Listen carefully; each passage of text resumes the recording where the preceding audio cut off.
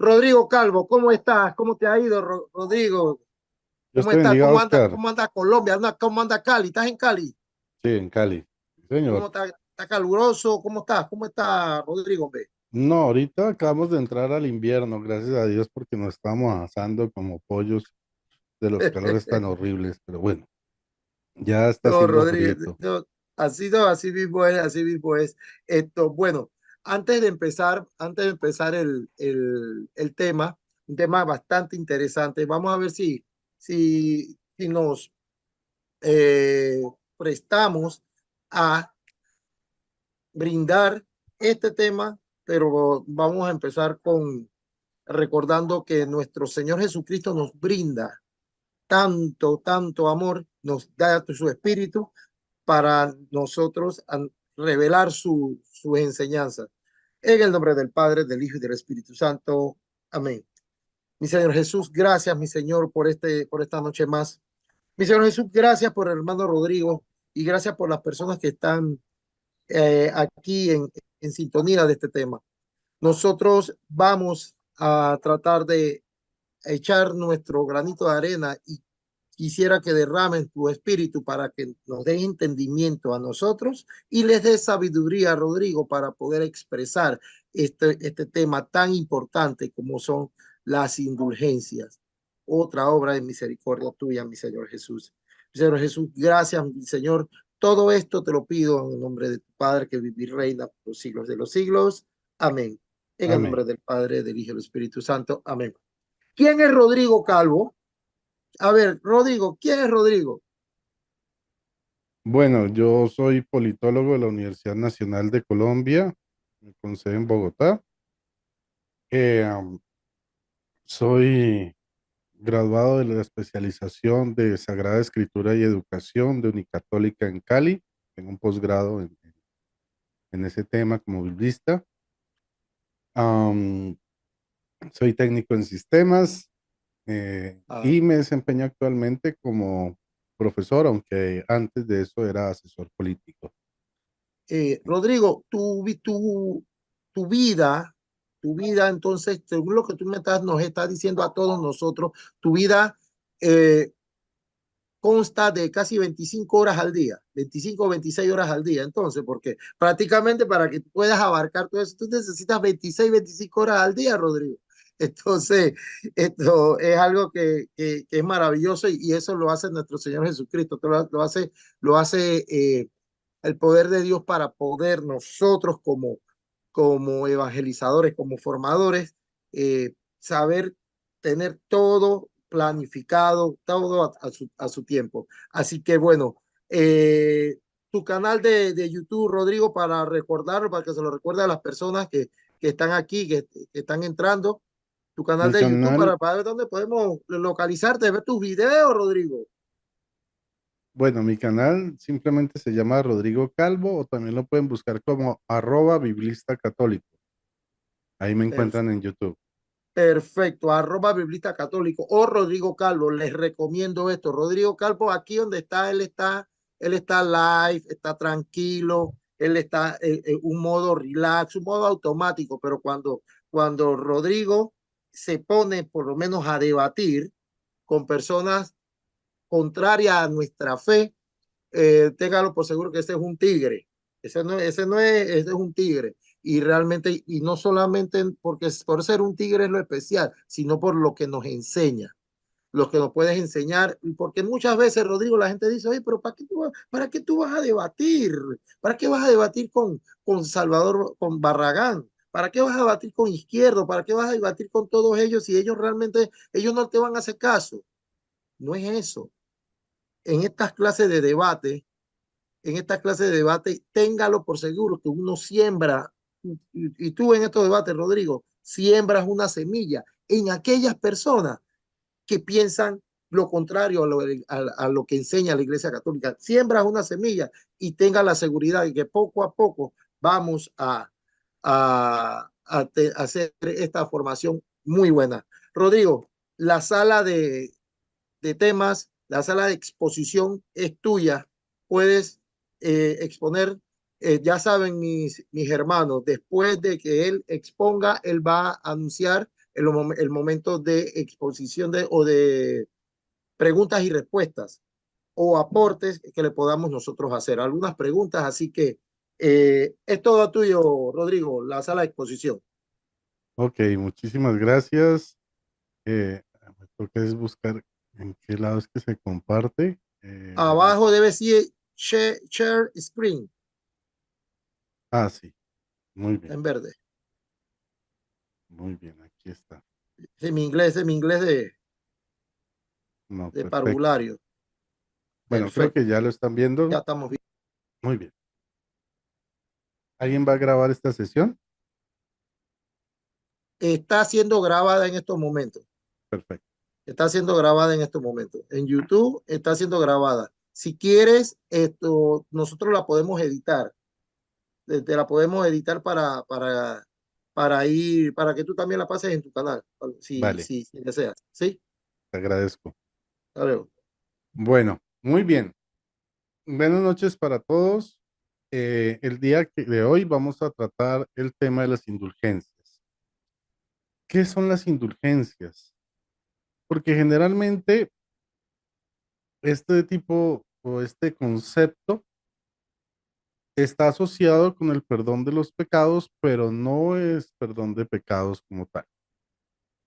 Resulta que cuando nosotros cometemos una falta, un pecado, la iglesia nos manda a confesarlo ante el sacerdote. Y el sacerdote, por lo general, nos manda algo llamado penitencia. ¿Para qué? Para subsanar el daño que hemos hecho con nuestras acciones pecaminosas. Sin embargo, hay acciones que no se pueden restituir. Y aunque hemos sido perdonados de nuestros pecados, igual debemos resarcir ese daño. Y para eso debemos purificarnos. Los católicos creemos en un estado llamado el purgatorio, que es un estado de purificación. Y resulta que la Biblia nos enseña varias, o bueno, nos enseña formas de purificación, más que de limpieza de pecados, de purificación. ¿Para qué?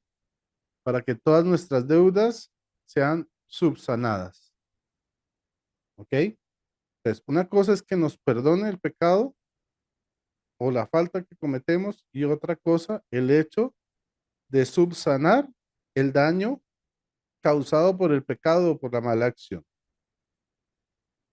Entonces, aquí lo que son las ah, indulgencias vienen a ser aquellas que nos purifican y nos evitan el tener que pagar con un estado de purificación de sufrimiento en el purgatorio. Hay indulgencias plenarias, hay parciales.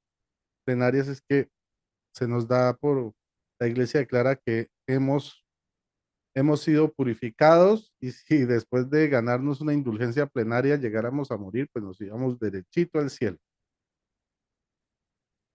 Bueno, vamos a ir analizando este tema poco a poco y vamos a comenzar desde el catecismo de nuestra iglesia católica, en numeral 2449. Y dice así, en el Antiguo Testamento, toda una serie de medidas jurídicas, año jubilar, prohibición del préstamo de interés, retención de la prenda, obligación del diezmo, pago del jornalero, derecho de rebusca después de la vendimia y la siega, responden a la exhortación del Deuteronomio. Ciertamente, nunca faltarán pobres en este país. Por esto, te doy yo este mandamiento. Debes abrir tu mano a tu hermano, a aquel de los tuyos que es indigente y pobre en tu tierra. Deuteronomio 15:11. Jesús hace suya estas palabras, porque pobres siempre tendréis con vosotros, pero a mí no siempre me tendréis. Juan 12:8. Con esto no hace caduca la vehemencia de los oráculos antiguos, comprando por dinero a los débiles y al pobre por un par de sandalias. Así lo dice Amós 8:6. Sino nos Sí, invita a reconocer su presencia en los pobres que son sus hermanos. El fíjate, día en que su madre le reprendió por atender en la casa a pobres y enfermos, Santa Rosa de Lima le contestó: cuando servimos a los pobres y a los enfermos, servimos a Jesús. No debemos cansarnos de ayudar a nuestro prójimo, porque en ellos servimos a Jesús. Entonces, en la Biblia vamos a encontrar algunas formas de indulgencia, ¿sí?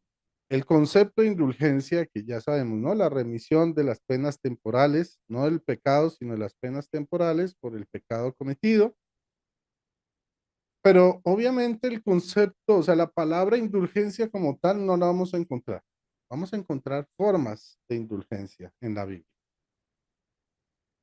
Por eso era importante aclarar cuál era el concepto para poder ahora entenderlo a la luz de la Biblia.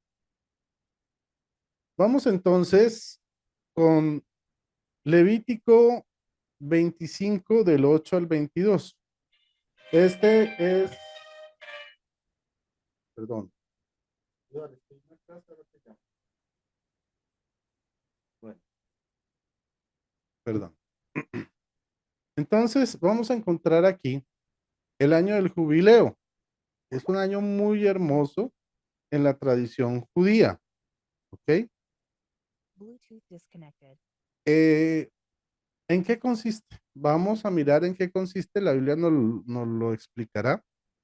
Nosotros en la Iglesia Católica también celebramos un año de jubileo, pero vamos a ver el concepto desde el Antiguo Testamento. Dice Levítico 25 del 8 al 22. Contarás 7 semanas de años, 7 por 7, o sea, 49 años. El día 10 del séptimo mes hará sonar la trompeta. El día de la expiación harán que resuene la trompeta por toda su tierra. Declararán santo este año 50 y proclamarán la liberación para todos los habitantes del país. Será para ustedes año jubilar y podrán regresar cada uno a su propiedad y a su familia. El año 50 será para ustedes año jubilar. No sembrarán, no cosecharán. El trigo, no cosecharán el trigo crecido, ni recogerán las uvas de las viñas que no cultivaron. Pues es año jubilar y será santo para ustedes. Comerán en él lo que crezca espontáneamente en los campos. En el año jubilar, cada uno recobrará sus propiedades. Si venden o compran alguna cosa a su prójimo, no cometan fraude entre hermanos. Comprarás a tu hermano en proporción al número de años transcurridos después del año jubilar y en razón de los años de cosecha que le quedan. Él te fijará el precio de venta. Cuantos más, cuantos más queden, más le pagarás. Cuantos menos queden, menos les pagarás, porque es un determinado número de cosechas lo que te vende. No cometan fraude entre hermanos, respeten a su Dios. Yo soy el Señor tu Dios. Obedecerán mis leyes, observarán mis preceptos, los pondrán en práctica y así vivirán seguros en tierra. La tierra dará sus frutos, comerán de ellos hasta saciarse y vivirán seguros en ella. Si te preguntan, ¿qué comeremos el séptimo año? Si no hemos sembrado ni cosechado nuestro grano, yo les digo que daré mi bendición al sexto año de suerte que produzca frutos para 3 años. Cuando vayan a sembrar en el año octavo, tendrán todavía reservas de la cosecha pasada, hasta el año noveno. En el que llegue la nueva cosecha, tendrán reservas del anterior. Entonces, analizando este texto, vemos un concepto muy interesante.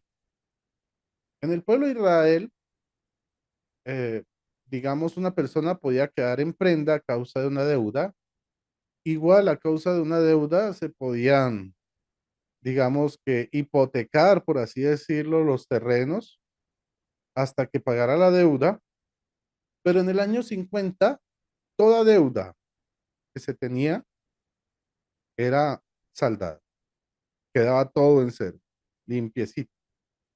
Esta era una forma, eh, ¿cómo se dice? Una sombra y figura de lo que había de venir, ¿no? Entonces aquí nos muestra cómo en el judaísmo existía esa tradición de purificación, de limpieza, en el año 50, que está establecido por el Señor. Bueno, aquí vamos a ver algo muy interesante, una forma de indulgencia muy bonita, limosnero, las limosnas. Muchas veces cuando se nos habla de la limosna, pensamos en las moneditas que damos durante la misa, porque siempre nos buscamos en el bolsillo, nunca buscamos el billete, sino la moneda, y ojalá la más chiquita ahí, como para decir que di algo y que suene. Pues eso no es la limosna, eso está muy alejado de la realidad.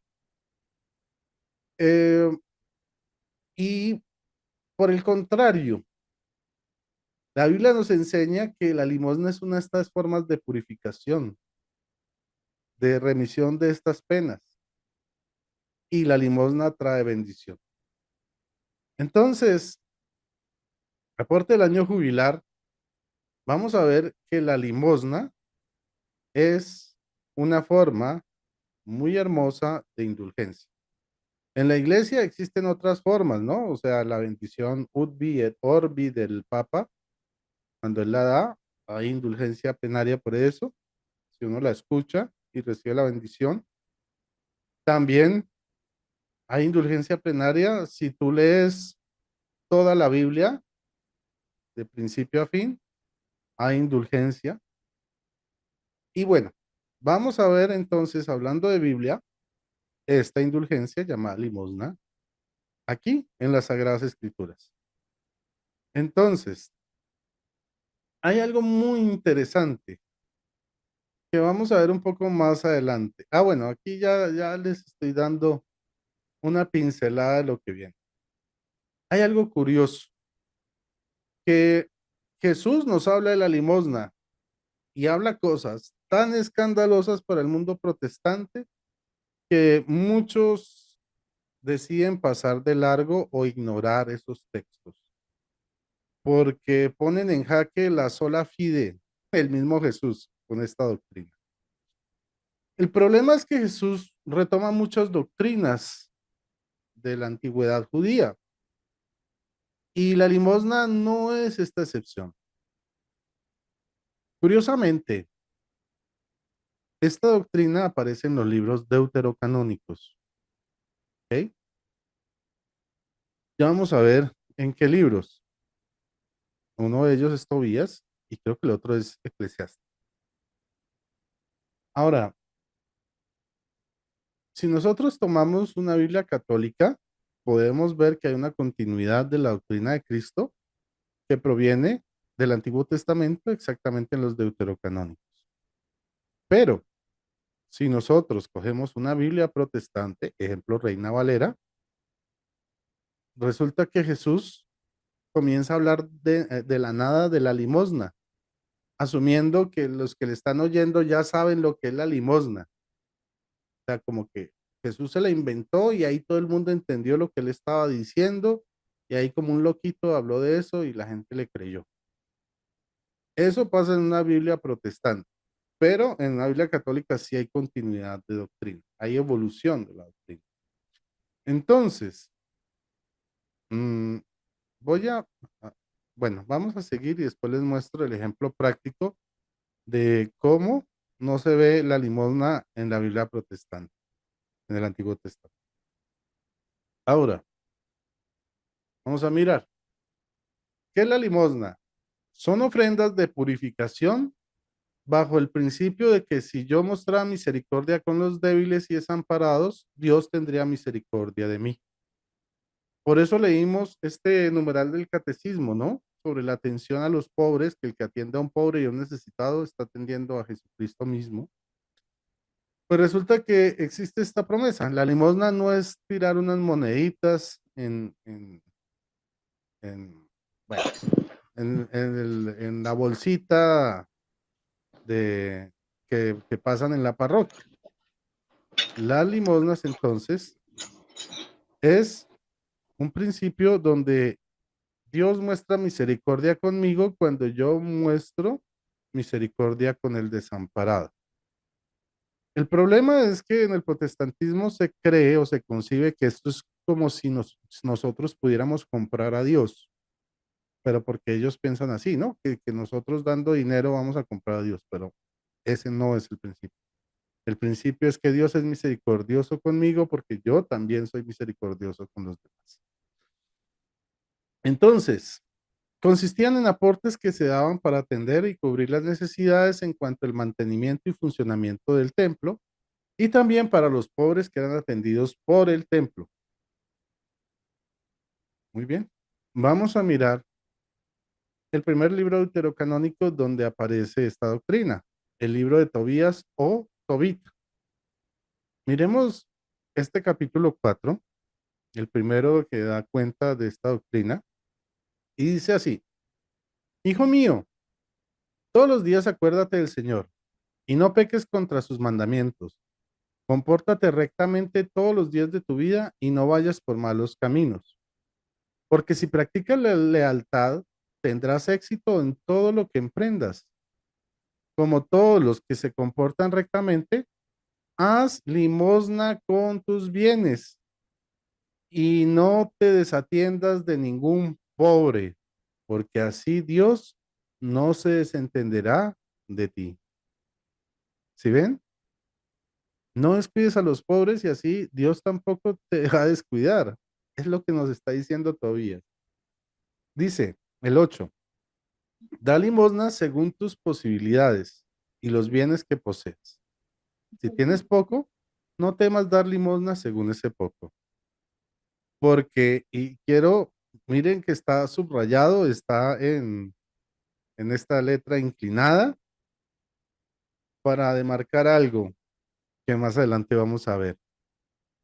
Pongan en mente y subrayen en sus Biblias estos versículos, el 9, el 10 y el 11, ¿ok?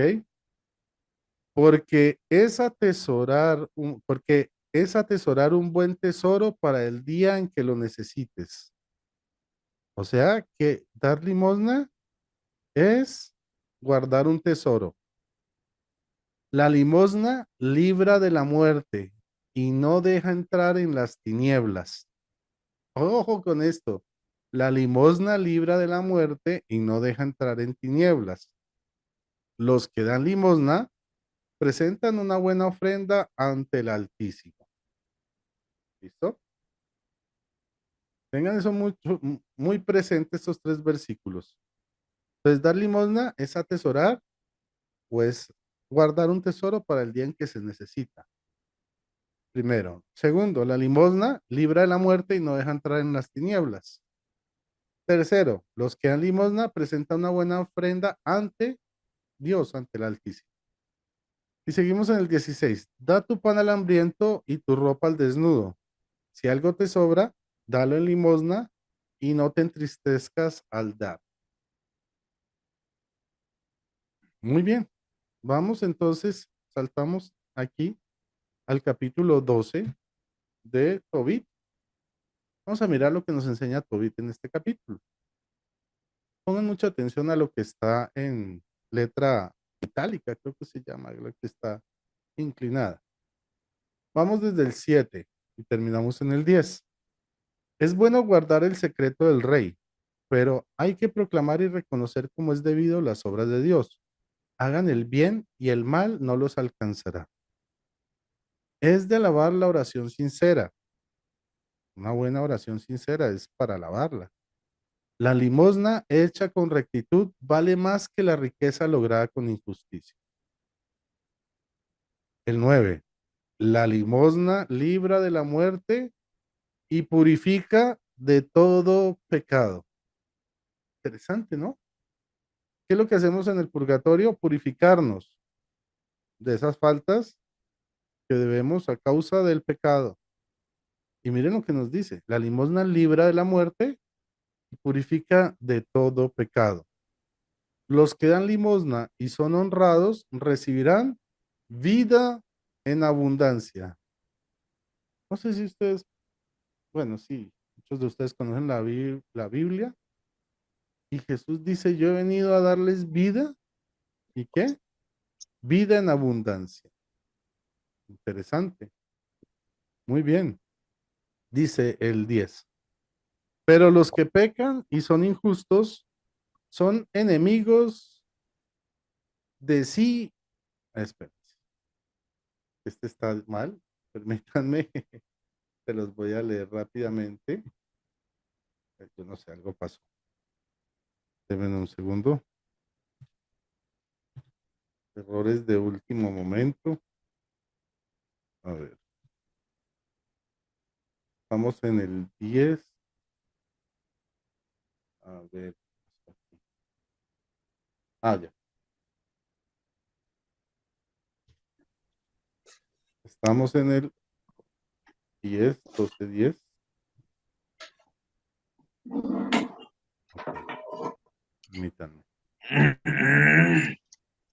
La limosna, bueno, los pecadores e inicuos son enemigos de su propia vida. Os voy a decir toda la verdad sin ocultarlos nada. Ya os he manifestado que es bueno mantener oculto el secreto del rey y que también es bueno publicar las obras gloriosas de Dios. Ok, entonces, hasta ahí dejamos este texto y vamos a pasar a un siguiente texto y vamos a seguir analizando qué nos aportan estos textos sobre la doctrina de la limosna. Ya sabemos que purifica de pecado, nos libra de la muerte y es un tesoro para cuando lo necesitemos. Además, da vida en abundancia. Vamos a seguir con el 14. Dice, versículo 8. Aquí pues están los versículos muy específicos, ¿no? Está salteado para no tener que leer todo el texto. Así pues, hijos míos, esto es lo que yo les mando. Sirvan a Dios sinceramente, hagan lo que le agrada, inculquen a sus hijos que se comporten rectamente y den limosna. Es algo que debemos enseñar a nuestros hijos. Que se acuerden de Dios y en todo tiempo bendigan sinceramente su nombre con todas sus fuerzas. El 10. Recuerda, hijo mío, lo que hizo Nadab a Ahicar. ¿Qué le hizo Nadab a Ahicar? Diremos. Que lo había educado. Lo enterró vivo, o sea, Nadab a Ahicar lo enterró vivo en un sepulcro, pero Dios le devolvió la deshonra en su propia cara. Ahicar regresó a la luz, mientras que Nadab entró en las tinieblas para siempre por haber intentado matar a Ahicar. Como había hecho limosna, se libró de la trampa mortal que le había tendido Nadab, mientras que Nadab cayó en su propia trampa mortal y pereció. Entonces, qué interesante, ¿no? La limosna nos libra de la muerte. Aquí lo vuelve a remarcar y nos da un ejemplo práctico de cómo Dios actuó evitando que Ahicar muriera en las manos de Nadab o en las trampas de Nadab. Y al contrario, fue Nadab el que cayó en sus propias trampas por querer matar a Ahicar. ¿Por qué Ahicar salió vivo y triunfante? Porque Dios lo amó por haber dado limosna. Muy bien. El 11. Consideren pues, hijos míos, cuál es el fruto de la limosna y cuál es el de la maldad. Esta última causa la muerte, pero ya siento que la vida me abandona. Lo colocaron en una cama y murió y lo enterraron con gran solemnidad. Listo. Entonces, aquí nos llama el autor o el que están hablando en este momento a considerar cuáles son los frutos que produce la limosna. Muy importante. Nos manda a reflexionar. Ahora sí, pasemos a Eclesiástico o Siracis, como también se le conoce. Y aquí vamos a ver una suerte de versículos más sueltos, por así decirlo. Aquí tenemos el 7:10 que dice, no te quedes corto en tu oración, no te olvides de hacer limosna. Pues bueno, la oración y la limosna van de la mano y son importantes. El 12:3. No habrá bienes para el que en mal persiste, ni para quien no agradece la limosna. O sea que si tú recibes la limosna, obviamente tienes que agradecer a Dios y a la persona. 16:14. Para toda limosna tiene él un sitio, cada cual hallará según sus obras. Ojo, la limosna nos ubica en un sitio. Interesante. Remarquen ese verso, capítulo 16, verso 14. 17-19. Cuanto el hombre hace es para Dios, claro como el sol. Sus ojos observan siempre su conducta. No se le ocultan sus maldades. Todos sus pecados están ante el Señor. Pero el Señor es bondadoso y conoce a su criatura. No las deja ni abandona, sino que las perdona. Miren el 22 y el 23. Pongan mucha atención. Él tiene grabada la limosna del hombre y guarda un favor como la niña de los ojos. Un día se levantará para recompensarlos y dará a cada uno su merecido. Mm, La limosna es una recompensa. Dios recompensa la limosna. Muy bien. Y dice, un día se levantará para recompensar y dará a cada uno su merecido. ¿Qué día será? Mm, Posiblemente el día de nuestra muerte. Vamos al capítulo 29, donde dice lo siguiente. Vamos a poner atención en el 11 y en el 12. Especial atención, ¿no? Empezamos en el 7. Por eso, muchos se niegan a prestar, no por maldad, sino por miedo a quedar despojados sin motivo. Está haciendo un poco de referencia a la ley del jubileo, la que vimos al comienzo. Con el humilde, en cambio, sé generoso. No le hagas esperar para darle tu limosna. Obedece el mandato y ayuda al pobre.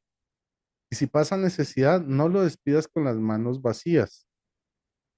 Santiago capítulo 2 nos habla algo así. Ahora lo vamos a mirar.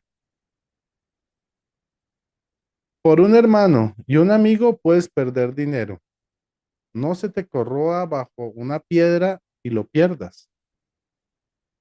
Emplea tu riqueza según los preceptos del Altísimo y te dará más provecho que el oro. La limosna vale más que el oro. Encierra en tus graneros tus limosnas. El granero era el lugar donde uno ahorraba, guardaba el grano para cuando hubiera escasez. Entonces, encierra en tus graneros tus limosnas, o sea, ahorra y aparta una fracción de ese ahorro para tu limosna. Ellas te librarán de toda desgracia. Bueno, ya vimos el ejemplo de Nadab y Ahicar. Mejor que un fuerte escudo y una pesada lanza combatirán por ti contra el enemigo. ¿Qué combatirá por mí? La limosna combatirá por mí. Muy interesante. Vamos al 35 y al 40. Dice así: quien cumple la ley multiplica las ofrendas. Quien practica los mandamientos ofrece sacrificio de comunión. Quien devuelve un favor hace una ofrenda de la mejor harina. Y quien da limosna ofrece un sacrificio de alabanza. La limosna equivale a un sacrificio de alabanza. La caridad es como un paraíso de bendición y la limosna permanece para siempre. Interesante, la limosna permanece para siempre, o sea que trasciende a nuestra vida material. O sea, no solo trascendió a la vida material en este plano de Ajicar, sino que también trascendió hasta después de su muerte, para siempre. O sea, tiene un beneficio eterno. El 23 dice, amigo y compañero se ayudan cuando hace falta, pero aún más la mujer y su marido. Hermano y bienhechor ayudan en la adversidad, pero aún más salva la limosna. La limosna sirve de mucho según estos textos. Muy bien, vamos a entrar, bueno, aquí voy a obviar un texto de Macabeos, donde Judas Macabeo hace una ofrenda junto con sus hermanos, si no estoy malo, con sus guerreros, hace una ofrenda eh, por sus hermanos guerreros caídos en combate. Entonces, a manera de, digamos, un sacrificio de purificación, mm, dígase, indulgencia, ¿vale? Vamos a obviar ese texto, porque quiero centrarme más en el tema de la limosna. Hechos 10, del 1 al 5, miren lo que nos habla. Había en Cesarea un hombre llamado Cornelio, centurión de la corte itálica, o sea, era un soldado romano, piadoso y temeroso de Dios como toda su familia. ¿Qué hacía? Daba muchas limosnas al pueblo y continuamente oraba a Dios. Entonces miren que él cumplía lo que dicen los deuterocanónicos, oraba y daba limosna. Muy bien. Veamos el 3. Dice, vio claramente en visión hacia la hora nona del día, o sea, la 1 de la tarde, que el ángel de Dios entraba en su casa y le decía, Cornelio. Él le miró fijamente y lleno de espanto dijo, ¿qué pasa, Señor?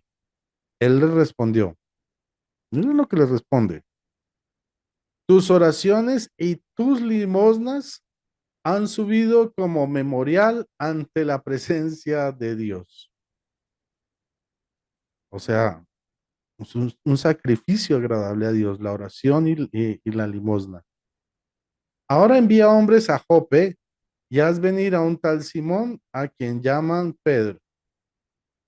Miren qué interesante, ¿no? Entonces, no es algo que los libros apócrifos, que eso es doctrina de hombres. Esto mismo lo estamos viendo reflejado en un libro como Hechos, donde Dios llama a Cornelio y le dice que llame a Pedro para que le predique el evangelio. ¿Y por qué lo hace? Porque él era un ferviente creyente, temeroso de Dios, que oraba y daba muchas limosnas. Era generoso y por eso Dios le permitió conocer el evangelio a través de Pedro. Ahora vamos a mirar qué nos enseña Jesús. Miremos lo que nos enseña el mismo Jesucristo acerca de la limosna. Ok, vamos al texto. Jesús nos enseña para qué sirve la limosna y cómo ejercerla correctamente. Mateo 6, del 1 al 4, dice así. Cuidad de no practicar vuestra justicia delante de los hombres para ser vistos por ellos. De lo contrario, no tendréis recompensa de vuestro Padre Celestial. O sea, esto se tiene que hacer oculto, no que la gente se dé cuenta. Por tanto, cuando hagas limosna, ¿qué? ¿Sí ven? Aquí Jesús habla de dar limosna y nos va a enseñar cómo darla. No dice que hacerla delante de los hombres, ¿no? Porque si la hacemos delante de los hombres, no vamos a tener recompensa de nuestro Padre Celestial. Volvemos. Por tanto, cuando hagas limosna, no lo vayas trompeteando por delante como hacen los hipócritas en las sinagogas y por las calles, con el fin de ser honrados por los hombres. En verdad os digo que ya reciben su paga. O sea, si tú das limosna y comienzas a anunciarlo, no, miren, yo le di limosna a este, yo le di limosna al otro, toda la gente, wow, qué bueno, pero esa va a ser su paga, Dios no le va a pagar. Entonces dice, tú en cambio, cuando hagas tu limosna, que no sepa tu mano izquierda lo que hace tu derecha, en secreto, que nadie se entere. Así tu limosna quedará en secreto, y tu Padre, que ve en lo secreto, te recompensará. Entonces miren lo primero tan bonito que nos enseña Jesucristo. La limosna, este tipo de indulgencia, se recibe cuando se hace en secreto, porque cuando se hace en público, recibe recompensa de los hombres. Cuando se hace en secreto, la recompensa proviene de Dios. Ahora vamos a lo que nos dice Lucas, capítulo 11, versículo 41. ¿Se acuerdan que yo les dije que pusieran atención en los versículos que subrayamos? Mira lo que dice, dad más bien en limosna lo que tenéis, y así todas las cosas serán puras para vosotros. ¿Qué está diciendo? Miren que habla de la pureza, de la purificación. Dad más bien limosna de lo que tenéis, y así todas las cosas serán puras para vosotros. Vamos a ir un momento, un segundo, vamos a buscar la cita. A ver, ¿qué se me hizo? Ténganme un momentito de paciencia. Y vamos a ir a Lucas 11:41 para ver de qué nos estaba hablando. Vamos a ver, Lucas 11, vamos a leerlo, a ver, desde antes, para entender. Dice así, los ayes, ok, ayes para los fariseos y los intérpretes de la ley. Mientras hablaba, un fariseo le rogó que fuera a comer con él. Entrando pues, se puso a la mesa. Pero el fariseo se quedó admirado viendo que había omitido las abluciones antes de comer. Pero él le dijo, pero el Señor le dijo, bien, vosotros los fariseos purificáis, miren, purificáis por fuera la copa y el plato, mientras que por dentro, ¿cómo estáis? Estáis llenos de rapiña y maldad. Ay, Dios mío, es lo que está diciendo, que están llenos de rapiña y de maldad. Muy bien. Entonces, o bueno, de codicia y de maldad. Dice el 40, torpes. El que hizo lo de afuera no hizo también lo de dentro. Y aquí viene y dice, pues den limosna de corazón y entonces así quedarán limpios. O como dice en la Jerusalén, dan más bien limosna de lo que tenéis y así todas las cosas serán puras para vosotros. Entonces, ¿qué nos está enseñando Jesús en este pasaje? Que los fariseos se preocupaban por la limpieza ritual, lo de afuera.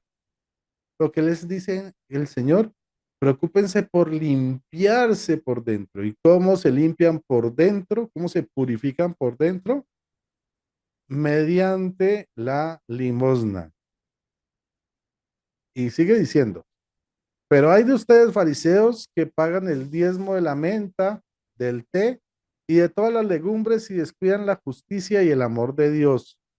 Esto es lo que hay que hacer sin omitir aquello. Interesante.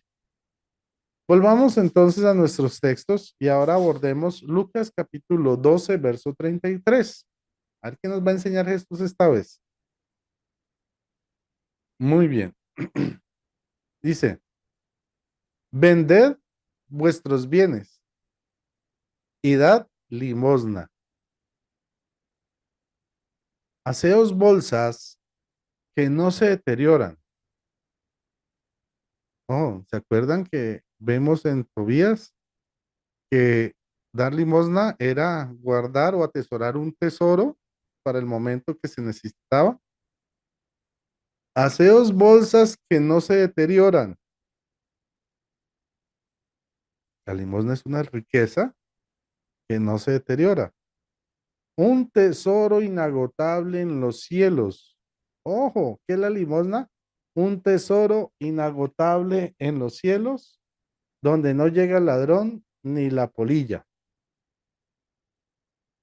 Interesante. ¿Se acuerdan cuando vimos en los libros deuterocanónicos que la limosna permanece para siempre? Hombre, miren, aquí estamos viendo lo que vimos en el libro de Tobit y Eclesiástico sintetizado en las enseñanzas de Jesús. Aquí nos está diciendo que la limosna es una bolsa que no se deteriora, un tesoro inagotable en los cielos, que perdura, donde no llega el ladrón ni la polilla. Es un tesoro. Y bueno, aquí encontramos el texto que habíamos comenzado a mirar antes, de Hechos, capítulo 10, de que el ángel lo visitó en el nombre de Dios para que conociera el evangelio, porque Dios le agradó sus oraciones y sus limosnas. Ahora, vamos a abarcar este punto, que es muy interesante. Los hermanos protestantes que tanto nos atacan por las indulgencias le tienen pánico a la doctrina de la limosna por varias razones. Vamos a mirar. Primero, lo que Jesús enseña sobre ella va abiertamente en contra de la doctrina protestante de la sola fe. O sea, que la sola fe basta. El mismo Jesús nos enseña, ¿no? Necios, ustedes se preocupan por limpiarlo de afuera, límpienlo de adentro dando limosna. Purifíquense por dentro. Segundo, más del 90% de la información sobre la limosna no proviene directamente de Jesús. O sea, Jesús no se inventó esa doctrina. Jesús la retoma y la perfecciona, la sintetiza. Muy bien, sino que él la toma, ¿quién? Jesús, de los libros deuterocanónicos. Esto muestra que la Biblia protestante de 66 libros está incompleta. Ahora lo vamos a ver. Tercero, en el Antiguo Testamento, las Biblias protestantes, en las Biblias de las Biblias protestantes no aparece el tema de la limosna.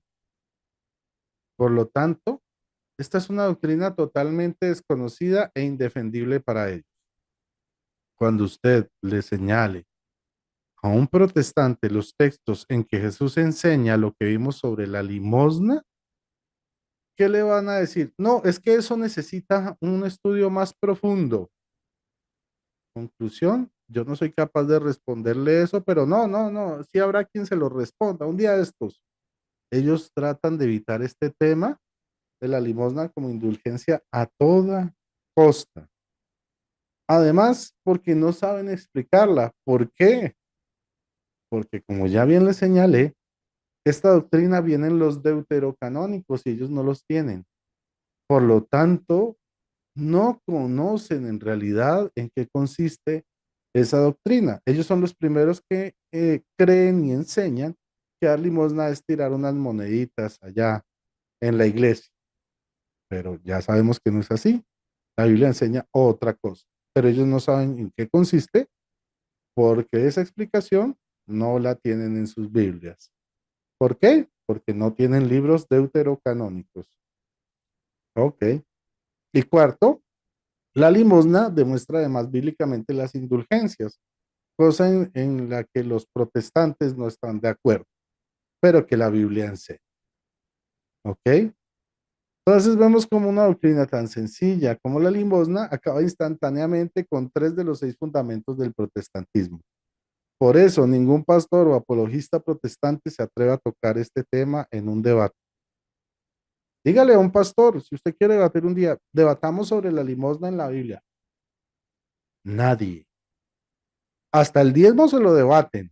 Ah, yo tengo, y le sacan Oseas 4:6, ¿no?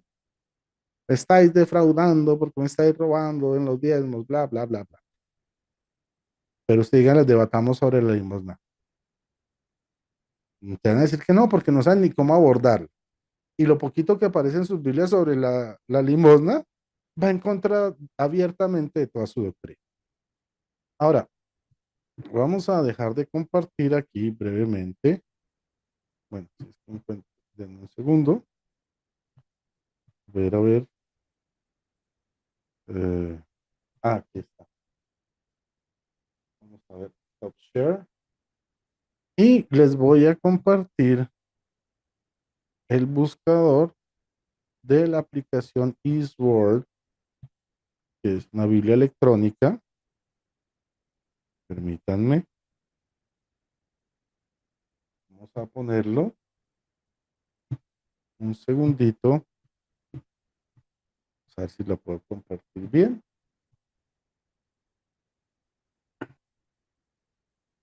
Share screen. Esta es. Bueno. Ok. Entonces, aquí ustedes ven, este es el buscador de la Biblia Eastward. Y vamos a mirar algo muy interesante. Vamos a poner la Biblia Jerusalén.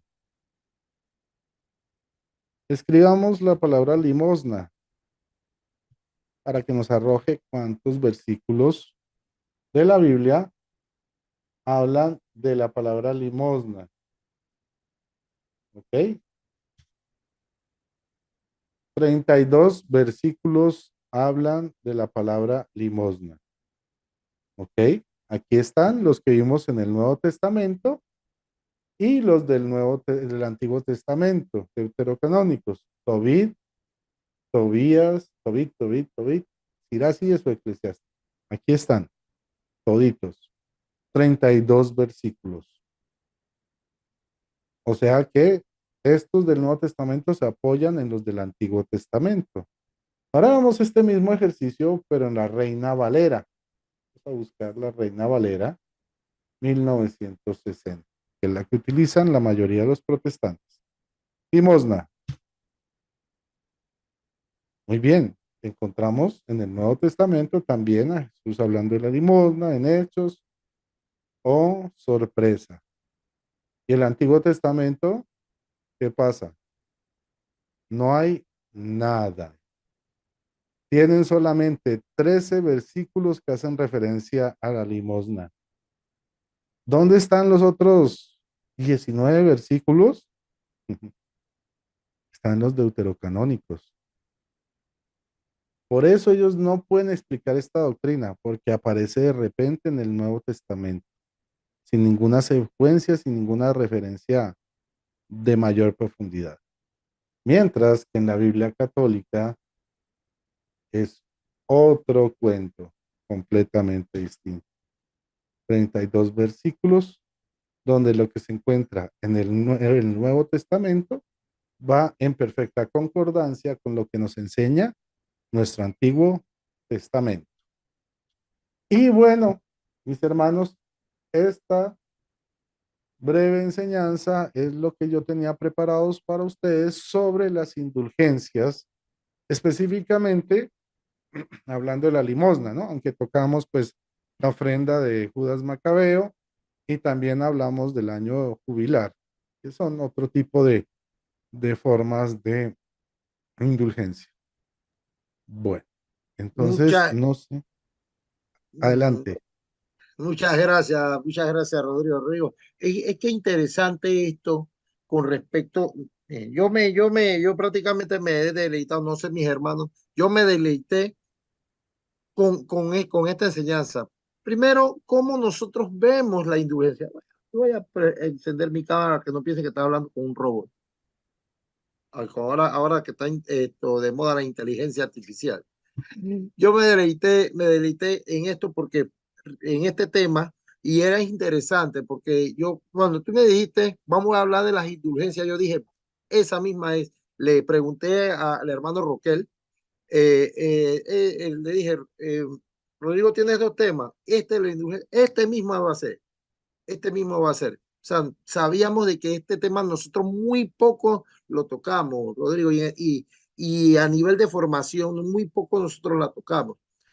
Y las indulgencias las familiarizamos con lo que pasó con Martín Lutero, que la venta de indulgencia y esto, y entonces realmente decimos, oye, pero si la Iglesia Católica vendía indulgencia para perdón de los pecados, para que te perdonaran el pecado, o sea que tú tenías que pagar para perdonar los pecados, y esa es lo que la línea que nos lleva los cristianos no católicos, porque prácticamente solamente son los cristianos no católicos donde dicen, tú pagas por esto, tú pagas porque te perdonan los pecados. ¿Quién dijo eso? ¿Dónde está eso en la Biblia? Y en realidad, nosotros como católicos no podíamos, o bueno, hasta este momento, por lo menos los que estamos aquí y los que estamos allá en YouTube, y saludo a los que están en YouTube, eh, no sabíamos explicar esto, las indulgencias. Estamos viendo el paralelismo o el sinónimo de entre la indulgencia con lo que son las limosnas. Las limosnas. Y ahora te hago yo una pregunta para terminar de aclarar. Ok, recuerda que nosotros en la iglesia ya mostraste que en fiestas, y más en el Antiguo Testamento, en fiestas se paga limosna, se pagaba la limosna para nosotros tratar de ganarnos vamos a decir, la salvación, pero no que nos está perdonando nuestro pecado. Ok, te pregunto, te pregunto, esto, lo de las limosnas, indulgencia, limosna, al llegar al siglo décimo, creo que fue en el siglo XIV, sí, no, el siglo XIII es lo de Martín Lutero. 15. ¿Qué diferencia? ¿Qué realmente fue lo que pasó allí, Rodrigo? Y sé que nos puedes explicar con respecto a eso. Esa es mi Muy pregunta bien. y esa fue mi Ok. pregunta. Resulta que recordemos que Jesús le dio la autoridad a Pedro y los apóstoles de atar y desatar. Lo que ates en la tierra será atado en los cielos y lo que desates en la tierra será desatado en los cielos. A ellos les fue dado el poder de otorgar este tipo de indulgencias. ¿Qué pues sucedió en el siglo XV con Martín Lutero? 15, 16, 16. Muy simple. El Papa, para ayudar en la construcción del Vaticano, eh, decretó que por un pequeño aporte usted podía sacar a un familiar del purgatorio, pero no porque le perdonaran los pecados. Recuerden que el purgatorio es el lugar de purificación de las almas. Son almas que ya están salvadas, pero que tienen que ser purificadas porque obviamente no alcanzaron a reponer el mal hecho, aunque se les haya perdonado. Entonces, la promesa del Papa fue que por este aporte, usted o un familiar, ¿sí?, podían recibir la indulgencia y salir del purgatorio. Eso es completamente lógico, porque esa monedita era una forma de limosna, ¿sí? Y el Papa es el que decretaba, también con sustento bíblico, que usted al aportarlo y pues, sabiendo que esto era para la construcción pues, de la Basílica de San Pedro, entonces iba a recibir de parte del Papa esa indulgencia para usted o para un familiar. Y eso era la garantía que tenían ellos, porque Jesús dio esa autoridad a sus apóstoles. Y como eh, el Papa es un sucesor del apóstol Pedro, pues tiene esa misma autoridad. No sé si se entendió. No, sí, correcto, estamos claritos, estamos claritos. Acá Roberto Barrera en Zoom nos dice que por favor, escriba el buscador de la Biblia. ¿Dónde la dirección o el app, dónde fue? Es que, porque en realidad es bien interesante, interesante Ok, con esta es respecto a. una aplicación gratuita, ¿sí? Que se puede descargar y se descargan también las Biblias. Uno las va instalando en una página que se llama www.esword.com, eastword.com o es Sword, ¿sí? Ahí ustedes pueden descargar la aplicación y pueden descargar también las Biblias para instalarlas. Y ahí ustedes ponen en los binoculares, el botoncito de los binoculares, que es el buscador, y ahí pueden hacer el ejercicio. Perfecto, perfecto. Entonces no, yo está bastante claro.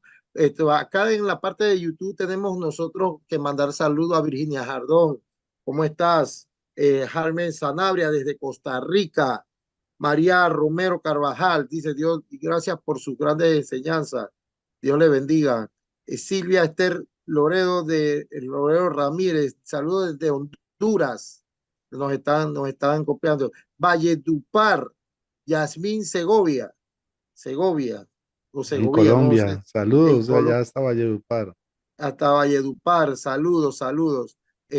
Así que estamos. No sé quién quiera. Dice Rodri. Dicen algunos historiadores que la doctrina de las indulgencias se la inventó Santo Tomás de Aquino. ¿Qué de cierto es eso, Rodrigo? No, acabamos de ver que proviene de la Biblia. Acabamos de ver Acabamos de que ver que tiene sí, viene de la Biblia. Sus fundamentos son completamente bíblicos. correcto. Obviamente, la iglesia tiene la autoridad para hacer desarrollos teológicos a partir de la enseñanza bíblica, ¿ya? Entonces, sí, pueden haber variaciones, algunas cositas, pero porque son desarrollos teológicos, pero el fundamento es 100% bíblico y lo vemos desde el Antiguo Testamento con el año del jubileo, lo vemos en el Antiguo Testamento, en los deuterocanónicos con la limosna y lo vemos en el Nuevo Testamento también. Y también, como les dije, también lo vemos en el sacrificio o la ofrenda de Judas Macabeo por sus guerreros caídos. Entonces es 100% bíblico. Ok, ok. El profesor Víctor, ciertamente es bíblico, pero fue el Aquinate quien lo promulgó por primera vez. O sea, Sí, los tomistas, todos los seguidores de Aquino, dice que fue el que lo promulgó por primera vez. sí, o sea, hizo el Es desarrollo una pregunta que teológico. hace, es una pregunta que hace, ciertamente, pero fue el Aquinate quien lo promulgó por primera vez. Pues como tal, mm, o sea, como formulación teológica en el cristianismo, yo creo que sí, creo que fue el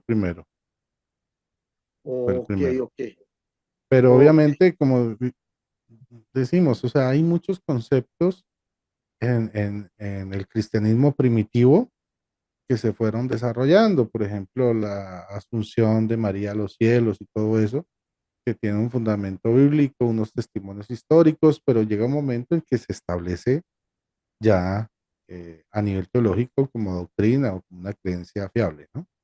Pero Rodrigo, hay unas cosas y este es un consejo que aquí a los que están aquí en Zoom y los que están en YouTube, es un consejo cuando uno tiene una conversación con un hermano separado, con un protestante, porque normalmente el protestante siempre te va a decir, muéstramelo en la Biblia, quiero verlo en la Biblia. Y aunque en la Biblia esté implícitamente, no lo van a creer, porque ellos lo quieren ver explícitamente, que te lo digan así al pie de la letra. Entonces, esto es lo que tú hiciste, lo que acabas de hacer, demostrarnos lo que son las indulgencias tan implícitamente como lo estamos viendo, porque la palabra indulgencia no lo vas a ver, como no vamos a ver la palabra purgatorio y como no vamos Trinidad a ver tampoco. la Trinidad, no vamos a ver esa palabra, pero en cambio ellos creen en eso. Entonces, nosotros vemos eso y cuando nos habla más de los dogmas marianos, ¿dónde dice? ¿Dónde dice? Aunque implícitamente está. Nosotros no somos solo escritura. Nosotros también tenemos un magisterio dado, un poder dado por Jesucristo. Y como acabas tú de decir, el Papa tiene la potestad para hacerlo. ¿Por qué? Porque el mismo Jesucristo le dio esa potestad a Pedro, que fue potestad recibida por los apóstoles por medio de la sucesión.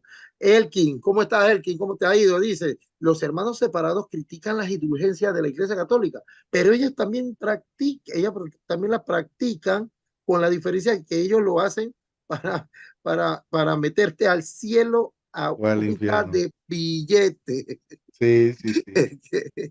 O ese, sea, hay ese, unos pastores, unas pastoras que dicen, yo te meto al cielo a punta de dólares. Pero además de eso, que es una aberración, ¿sí? Que pues no digamos que es una generalidad, sucede en ciertas iglesias. En la generalidad también sucede bajo la figura del diezmo. pero es una figura negativa de indulgencia. ¿Por qué? Porque siempre te van a gritar Oseas, ¿no? Usted, Dios dice que ustedes lo están robando, ¿sí? Y obviamente, ¿qué pasa con el que roba? Se va para el infierno. ¿Y cómo se evita que usted robe? Dele a Dios lo que es de Dios, dele su diezmo. Entonces, es curioso que para ellos las obras no salvan, pero dar el diezmo evita que tú te vayas al infierno. ¿Mm? Sí, ese Interesante. es interesante ese. Alejandro Cobas desde Panamá, la Gran Chorrera, acá mismito al lado, así cerquita, acá a media hora de mi casa. Esto puedes participar, calzate la mano, tiene la mano ya cansada de estarla teniendo arriba. Mi, Alejandro, mi, pre- mi pregunta, lo que ahora el compañero está esbozando, es en unas nominaciones del salario, le cobran el 20% de su salario previamente a algo que no toman la decisión en forma voluntaria, sino que se lo descuentan quincenalmente el 20% de su cheque. Ujú. Sí, hay iglesias donde hacen descuentos por nómina, inclusive. O sea, usted no tiene que preocuparse por aportar el diezmo. Ya usted se lo descuentan por nómina. Va directo para la iglesia. sí mismo es. Nanek Quesada desde YouTube. Nanek, qué felicidad que estés con nosotros. Dice, bendición hermano desde Panamá. Ah, ¿cómo estás, Nanek? Qué alegría tenerte aquí, acá. Así que, de verdad, alegría grande que estés con nosotros. Una hermana que queremos mucho acá en la Academia de Formación Católica. Muchos saludos. Así es. Dice Elkin, y sigue aportando Elkin. Elkin ya como que, ya como que lo picamos, ya dice. Utilizan a Malaquías 3, Malaquías. Esa es la ese, cita. Yo esa es decía la cita, Oseas, Malaquías, sí, tiene y toda la razón. Oseas, correcto. Malaquías 3 del 8 al 10. Ujú. Y es en verdad, es verdad, porque si nos ponemos a ver, ya hay algo, hay algo, ya no es del diezmo, aparte del diezmo hay algo algo que si tú te ganas por lo menos un trabajo, tú Las tienes que aportar de primicias, eso, las primicias, correcto, las primicias. Eso también es una indulgencia camuflajeada, pero ellos no le dicen indulgencia, eso es malísimo decirle indulgencia. Espérate, Roberto, vamos a ver si salimos de unos mensajitos aquí. Dice, el alfolí, donde los judíos destinaban el diezmo, iba dirigido a las viudas, y huérfanos. Hoy el alfolí evangélico es el bolsillo de ojo. ellos. Y el alfolí Sí, no es una bolsita.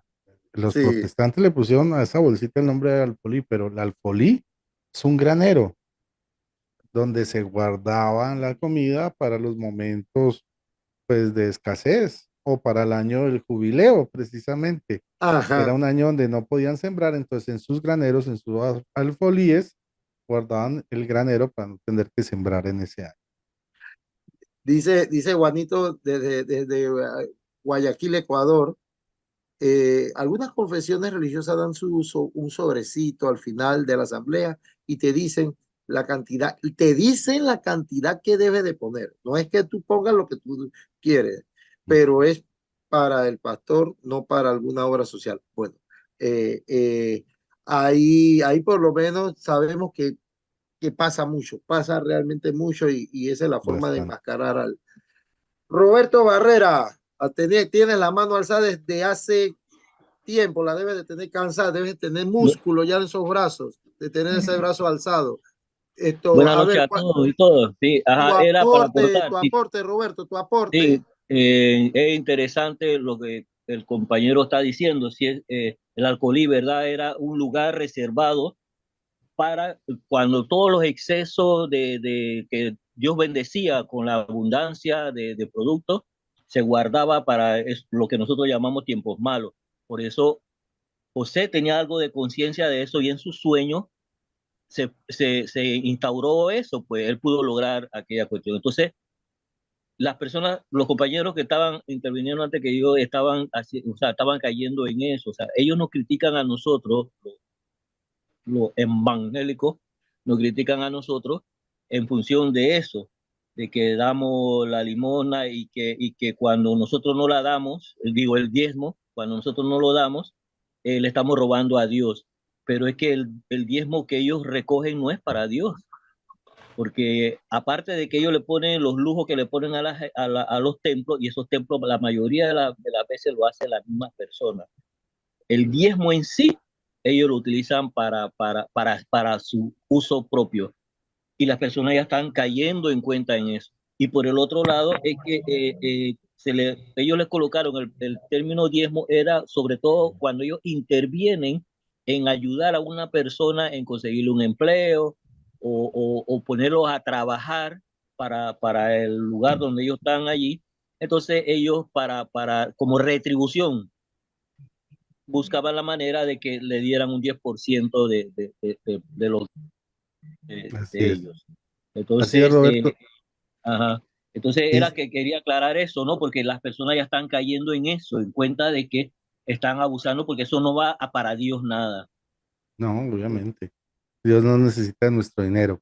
Pero algo que han estado nombrando y que yo caigo en cuenta es que en el protestantismo muchos términos bíblicos le dan otro significado para su propio beneficio. Entonces, el alfolí, que es un granero, lo convierte en la bolsita donde el pastor recoge el dinero, ¿cierto? Por ejemplo, el altar, que es el lugar del sacrificio, para ellos es la tarima donde se para el pastor. Eso no es un altar, eso es una tarima, ¿cierto? Y el diezmo. ¿Qué tiene que ver el diezmo bíblico con el diezmo protestante? Absolutamente nada. ¿Por qué? Porque el diezmo bíblico era una vez al año. El del pastor es mensual o quincenal. El diezmo era en especie, era productos de la tierra o ganados. El del pastor es dinero contante y sonante. Usted no va y le da un kilo de alberjas o de lentejas al pastor para que diga, vea, aquí está mi diezmo. No, lo tira, lo saca a patadas de su iglesia. El del pastor es en dinero, ¿sí? Tercero, era para ayudar al levita, que era un sacerdote, ¿sí? Al huérfano, al anciano, a la viuda y al pobre y al extranjero. En la iglesia del pastor se lo cobran al huérfano, a la viuda, al pobre, al extranjero, al anciano. ¿Ven? Entonces ellos toman muchos términos de la Biblia, le tuercen el significado y le hacen creer a la gente que eso es lo que dice la Biblia, pero en realidad no enseña nada de lo que ellos enseñan. Ese era como un paréntesis que quería hacer. Así mismo es. Vamos a saludar acá a Jaime Antonio Torres Nieves de Valledupar también. Esto, Colombia, bendiciones. Gracias por estar Bendiciones. con nosotros. Esto, Rodrigo, existe la indulgencia. Y esta palabra o esta frase la acabo de inventar yo, pero para poder hacerte la pregunta y para más o menos que se entienda. La indulgencia espiritual. ¿Por qué? Se decía, creo que ahora en esta Semana Santa, se decía, la iglesia está dando indulgencia a los que van a esta Semana Santa, a las misas de Semana Santa.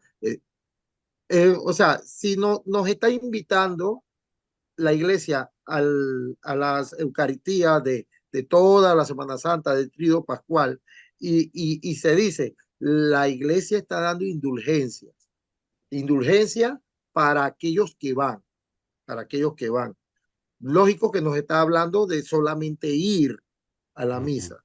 Entonces, no directamente como una limosna, porque en realidad la palabra limosna hay muchas personas que no, como que no le gusta, o sea, como que algo como una miseria. Me estás dando ujú, limosna, o sea, pero a lo que voy, esto sobre que la iglesia da indulgencia a aquellas personas que hacen una buena obra, no solamente monetaria, sino espiritual, por lo menos el ir a la Eucaristía, el ir a confesarse, el ir creo que también comulgar, creo que también pero comulgar lógico cuando estás yendo a la Eucaristía.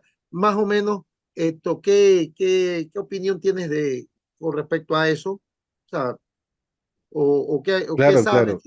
Sí, Entiendo lo que quieres preguntar. Sí, obviamente tiene todo el pleno sentido y toda la autoridad una indulgencia de este tipo espiritual. ¿Por qué? Primero que todo, porque implica una revisión de sí mismo, de sus faltas.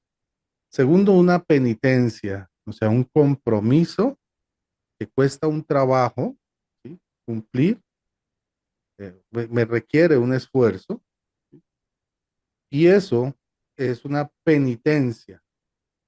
Y las penitencias como tal, pues es las mismas que nos da el sacerdote cuando nos absuelve en la confesión, ¿sí? Que son las penitencias son para resarcir el daño. Entonces, esta es una penitencia espiritual donde yo me mortifico espiritualmente, corporalmente, con el ayuno los viernes, ¿sí? Y esto, la iglesia que tiene la autoridad lo establece como válido para recibir una indulgencia. O sea que tiene todo el sentido del mundo porque es un esfuerzo, una mortificación que, digamos, implica que nosotros adquiramos un compromiso real y espiritual, no como el de los fariseos que solo buscan la purificación externa, sino que había una intención de purificación interna real. así mismo es. Víctor, como que te vi con el sate de la mano y la quitaste. Y ¿Ibas a por ahí decir está el algo profe levantando la mano. o aportar algo? Sí, sí, sí, quisiera hacer un aporte.